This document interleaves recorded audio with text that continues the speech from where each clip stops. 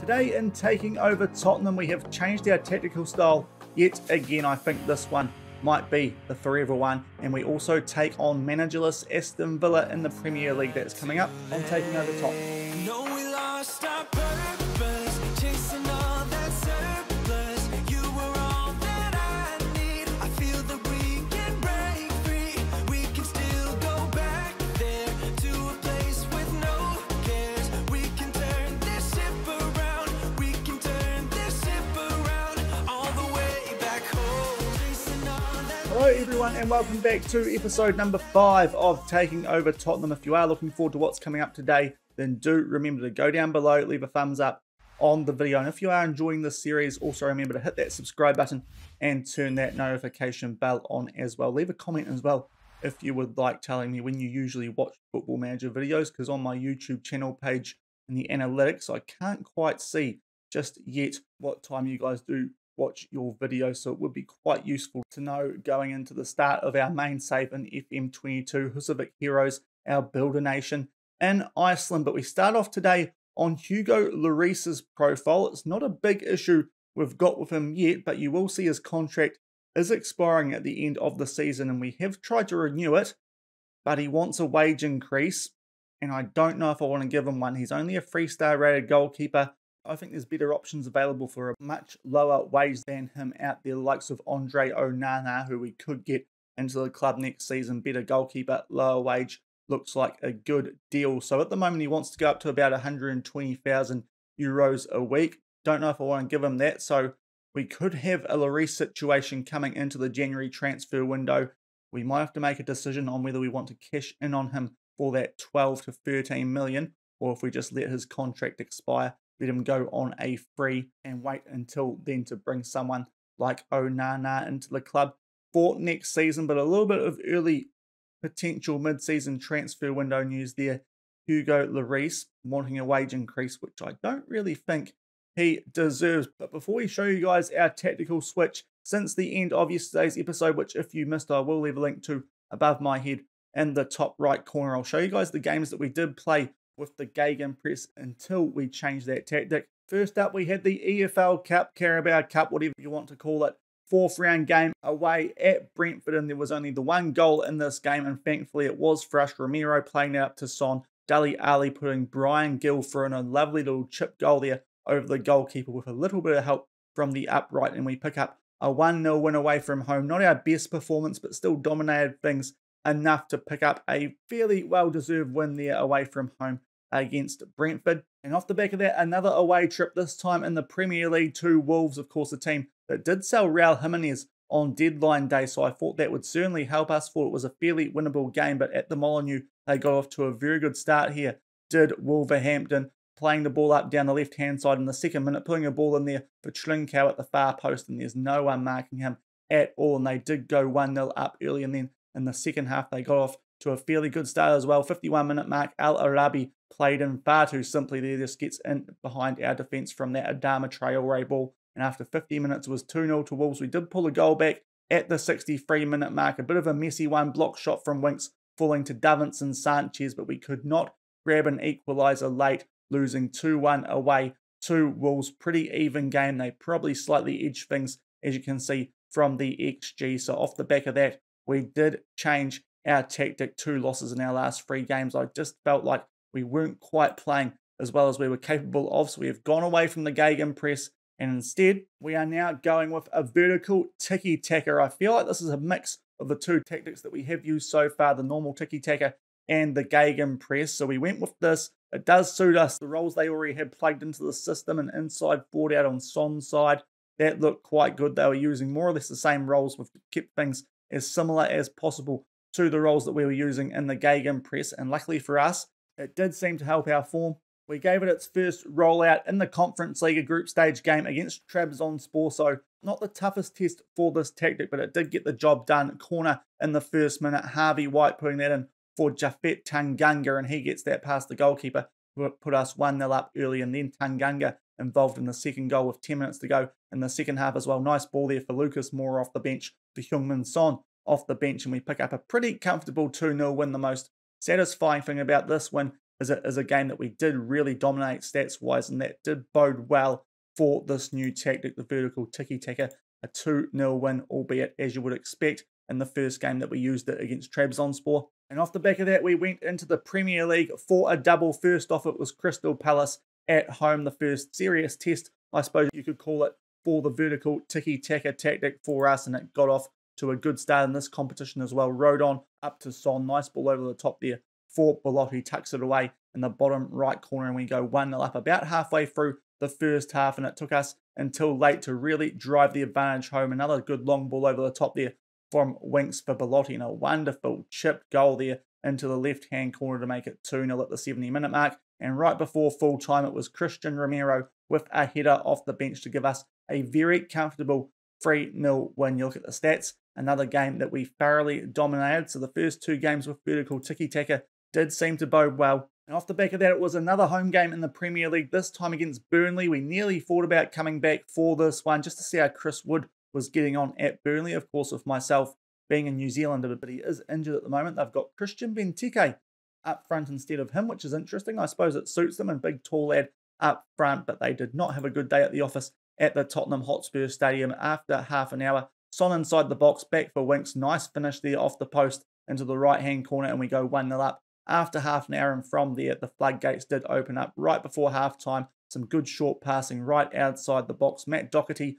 with a shot that apparently was going off target because they gave that as an own goal against Nick Pope. So 2-0 at half-time thanks to one of our goals and an own goal. And then at the 60-minute mark, Lottie with a ball in. Andrea Belotti, who has found a really nice patch of form since we went to vertical tiki-taka, making it 3-0. 10 minutes later, Davinson Sanchez back for Ndombele. Nice ball for Lucas Moura, and gets that past Nick Pope to make it 4-0. And we weren't done there. Right on the brink of full time, just as added time started. Nice passing again from us. Dele Alli heads that down for Dane Scarlett, who came off the bench. He gets absolutely abused off the ball, but Brian Gill luckily is there for us to tuck it away, and we make it 5-0. Very comprehensive win.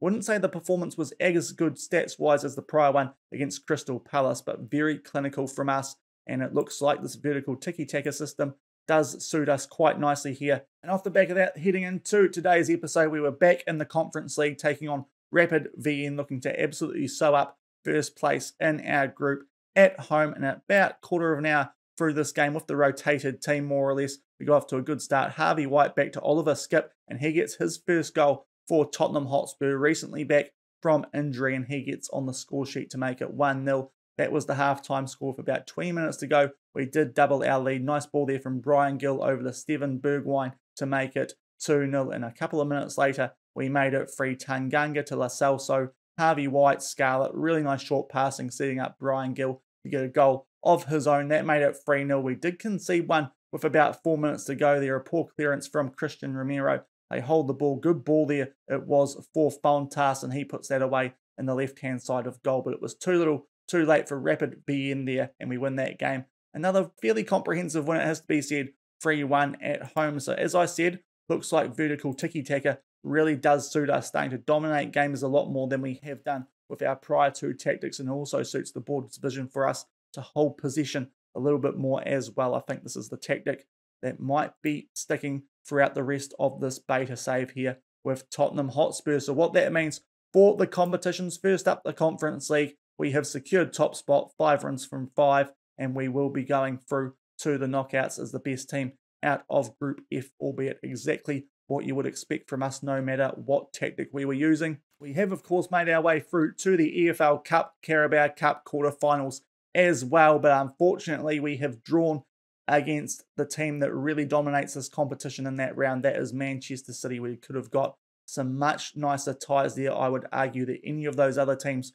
would have been easier than Manchester City, especially Millwall, but unfortunately we're going to have to try and beat the best in that competition if we're going to make our way through to the semi-finals. But if we can do that, we'll be in with a really great chance of taking out that competition. And in terms of the Premier League, despite that good run of form since the Wolves loss, we still find ourselves in a very similar position, largely thanks to the fact that we do still have games in hand on most of the teams around us. Down in 11th on 19 points, but we've only played 10 games. Most teams are around the 12 to 14 mark. So if we can pick up some wins in our next few games, and eventually when we do get to play those games in hand, we can certainly shoot up the table and get right in that Champions League fight potentially. But today we are taking on Aston Villa. As you can see, as we go down the table just a little bit further, they are currently just inside the relegation zone, 8 points from 12, 2 wins, 2 draws, 8 losses, and they come into this without a manager. They have sacked Dean Smith, currently have Mark Delaney as their caretaker manager. So in theory,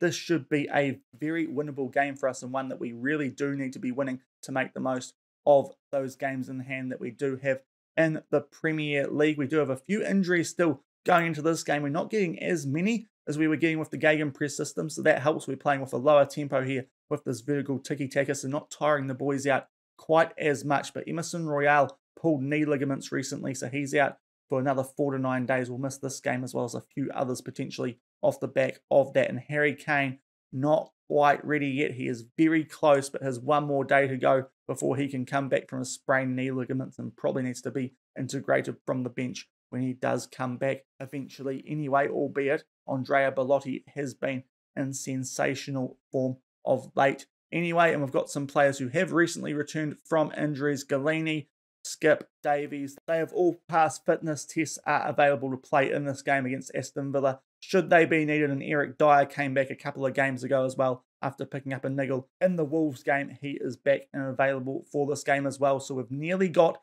everyone fit and available again. Should be another week or two and we'll have a full squad of players available at our disposal. But we'll come back shortly from Villa Park, run you guys through our team sheet for this game against the team who have recently sacked their manager. So hopefully this is a good chance for us to pick up our first win in an on-camera game in the save. Let's see if it happens. And we have TV coverage for this game. Here's the Aston Villa lineup, a 4-3-3 more or less. Buendia playing in behind both Watkins and Ings, I think that was. Here is our lineup. Bellotti starts up front with Kane gone. Scarlett on the bench. Our centre-backs at the moment are Dyer and Rodon. And of course, Matt Doherty comes in for Emerson Royale out with an injury. That is how our team looks. Should be a game that we're capable of winning. Let's see if we can get the job done here at Villa Park. 14 minutes gone, the first highlight of the game. No shots from either team yet, but we put a ball in there for Heung-min Son. He rockets that into the roof of the net. VAR is going to check this, but I think that looked pretty safe, and we should be off to a good start here around the quarter of an hour mark. And the goal indeed has been awarded. An absolute thunderbolt that from Heung-min Son inside the box. Good ball there from Harry Winks in the Caralero roll, and Son just bumps that into the roof of the net. Here is the offside check. You can see one of the centre-backs there for Aston Villa playing him fairly safely onside, and we do go 1-0 up after quarter of an hour, although Aston Villa have a highlight straight from the kickoff. Tyrone Mings, Samson, Buendia over for Leon Bailey, one-on-one with the keeper. Good save there from Lloris, but he was offside, and it does remain 1-0. 18 minutes gone here, so shortly off the back of that little flurry of highlights to start the game, and we are in possession, playing out from the back. But in the end, a good start, albeit a little bit of a scare there with Leon Bailey getting one-on-one with Lloris, but he was offside after the Song goal as Mora loses possession there, but then Højbjerg tidies things up nicely for us, and hopefully we can stamp our advantage home nice and early here against Aston Villa. Really nice run this from Heung-min Son. Renan Lodi out on the left, puts a ball over the top, headed away by Tyrone Mings, but Ndom Belly will tidy things up, trying to find Bellotti in the box, can't, and Aston Villa now look to clear it. That's a really good header though from Joe Rodon, and we now look to build from the back again. Nice ball over the top from Lucas Moura from Bellotti, and on the edge of the inside box, heads that into the bottom left corner, and we have got off to more or less an absolute flyer in this game. Took us a little while to get going the first quarter of an hour, but we strike with a double fairly shortly off the back of that really nice ball that from Joe Rodon after getting the ball back for us with a good header. Lucas Moura plays that through to Bellotti, given far too much space inside the box. And after 20 minutes, we go 2-0 up. 25 minutes gone here. Another highlight that looks like it could be in our favour, much like the first one. It is headed down there from Bellotti, and Song Heung-min might have just picked up a double. That throw-in the final third is looking very effective, and Harry Winks with the ball in to Bellotti. VAR is going to check this as well, and again the goal has been awarded. So after 25 minutes, we are putting Aston Villa to the sword. Winks from just inside the box. Bellotti, you can see the centre-back there is playing him onside the whole time, and Son's left open there to tap that home, and we go 3-0 up after 26 minutes. Again, though, it's a highlight to Aston Villa. Straight off the kickoff, they play it through to Bailey again. He chips Lloris, and just when you think the game might be all over already, Leon Bailey strikes. He did threaten to do that off the back of our first goal, and this time he makes us pay. It was a simple long ball over the top. Konsa back to Sanson. Leon Bailey, too much pace, gets in behind our defence. Hugo Lloris going to ground a little bit early there. He needs to start improving if we're going to give him a bigger wage next season. And just off the back of going 3-0 up, it's now 3-1. 33 minutes gone now, and Aston Villa on the attack again and again. It's Leon Bailey. He is looking very dangerous for them. Good turn. Getting the ball back to Matty Cash. Douglas Luiz with a finish. What a goal that is. His first goal of the season, and it's in this game has turned on a knife edge. As soon as we went 3-0 up, it looks like we've switched off slightly. They've got the ball to Leon Bailey, and he is causing us all sorts of problems, albeit that's a really good strike from Douglas Luiz. Not much we can do about that, and it is well and truly game on again now. 3-2 with 10 minutes to go in the first half. 36 minutes gone, so shortly off the back of Aston Villa making it 3-2, and they have another highlight here. Hopefully we can get things back on track, but Leon Bailey again down that right-hand side. We have told the boys to mark him a bit tighter. He puts that ball in, though, for Emi Buendia, and we are doing Spurs things. I hate to say it, but we have blown a 3-0 lead here in the space of 10 minutes, more or less, and Aston Villa, out of absolutely nowhere, have got this game back to 3-3. Cash for Bailey, puts the ball in for Buendia. Good finish into the roof of the net. Might be a hint of offside maybe there from one of the strikers, but the referee doesn't bother checking it. And right before half-time, about 7 minutes shy of it, it is 3-3, albeit we now have a free kick here, so maybe we can strike back right before half-time. Højbjerg trying to put that into the top right corner, forces a good save out of Martinez, and it will still be 3-3. 47 minutes gone here, right towards the end of added time in the first half, and we are in possession, looking to get our lead back before half-time. Feels very harsh at the moment. We'll show you guys the stats when we do get to half-time. They are absolutely FMing us at the moment. Belotti with a shot comes off the crossbar, and I think that is going to do it for the first half. This is looking like a bit of an instant classic here in the Premier League. You look at the stats, they are well and truly FMing us. 3 shots, 3 goals. We've had a lot more shots. Pretty clinical in the first half of that half, but things not going to plan after we went 3-0 up. We did look to switch off a little bit, albeit they have been very clinical with their chances. So we'll tell the boys we're not happy, but hopefully we can get back on track in the second half, start the half off like we did the first, and grab a winning goal in the second half. Early highlight in the second half, it is a free kick. It was Højbjerg trying to pick out Belotti, but Martinez just comes out to claim that before our big Italian striker can get there. He might have been offside anyway, and we do get that ball back to Lloris. He should deal with this safely. What a shocker from Hugo Lloris. Leon Bailey, for some reason, passes up the shot.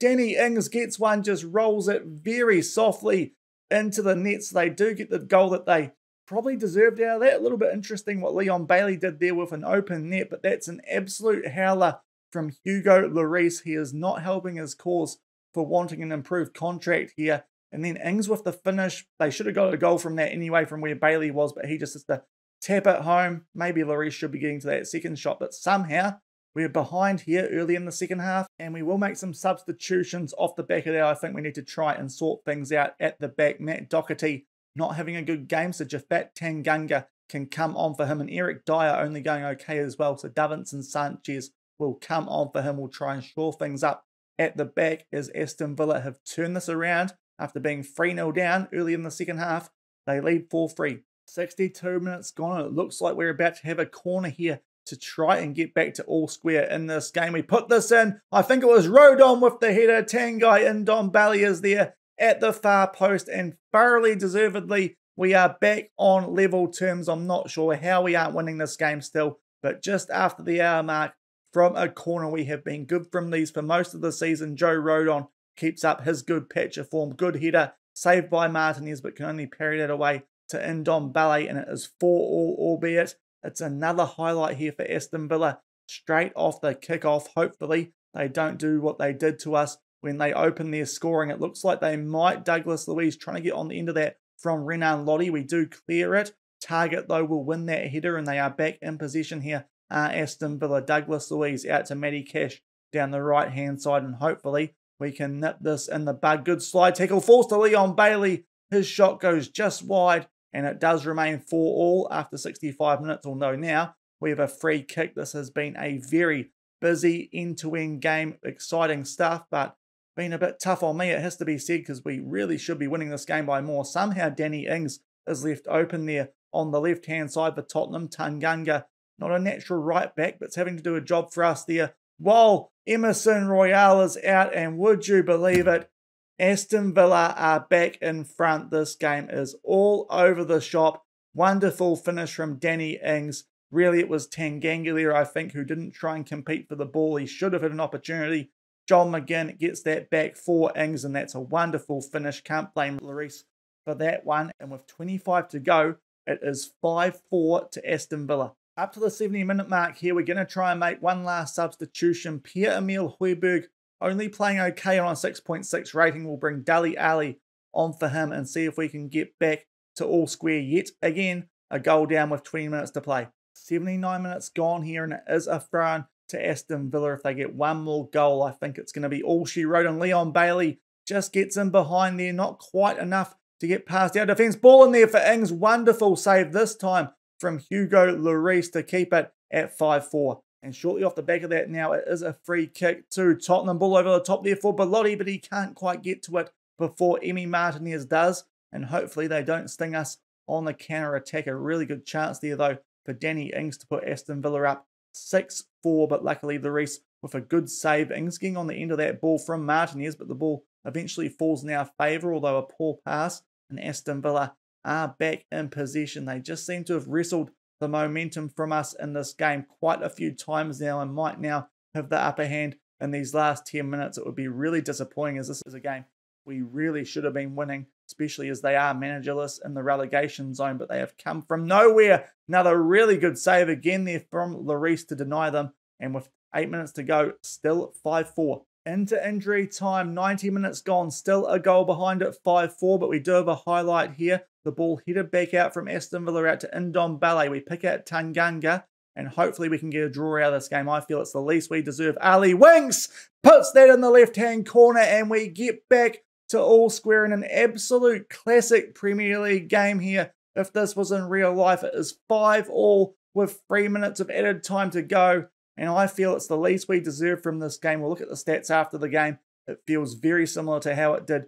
at half-time. Aston Villa with a ridiculously clinical game in front of goal, but luckily we do get our fifth of the game. Harry Winks secures us our fifth, and we enter the last few seconds, and it's going to be a draw, albeit an extremely entertaining one here at Villa Park. 5-5. As I said, an instant classic game.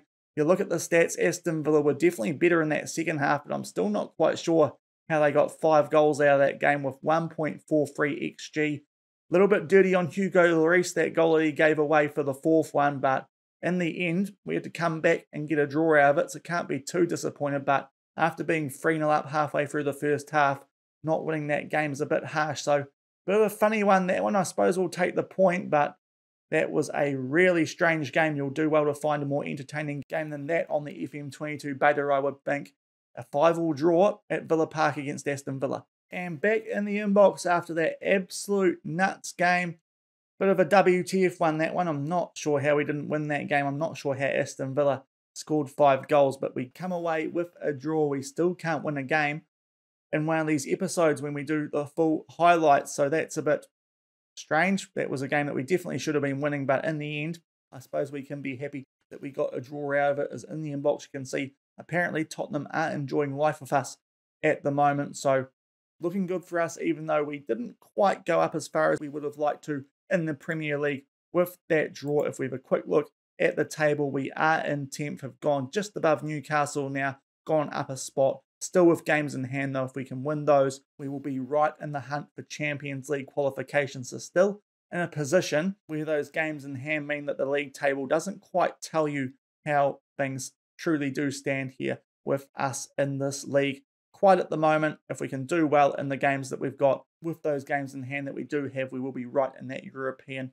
hunt and could even sneak our way into a Champions League spot at the expense of Everton. But I think that will do it for today's episode. A very entertaining game, as I said. If you did enjoy it, then do make sure to go down below, leave a thumbs up on the video, and if you haven't done so already and do enjoy the series here on the channel, also remember to hit that subscribe button and turn that notification bell on as well. In terms of when we're going to be coming back, we do have December coming up, a very busy month for our schedule here at Tottenham. There's a few notable games that we're going to be coming back for. We'll probably have to do 2 games during December because we've got a few London derbies. First off, the one tomorrow will be coming back to take on Chelsea. They are struggling a little bit in the Premier League, as you would have seen before. In 12th, I think Thomas Tuchel's under a bit of pressure there at Chelsea. We'll see if he still has a job when we come back for tomorrow's episode. And off the back of that, we'll come back for the North London derby on Boxing Day at home against Arsenal.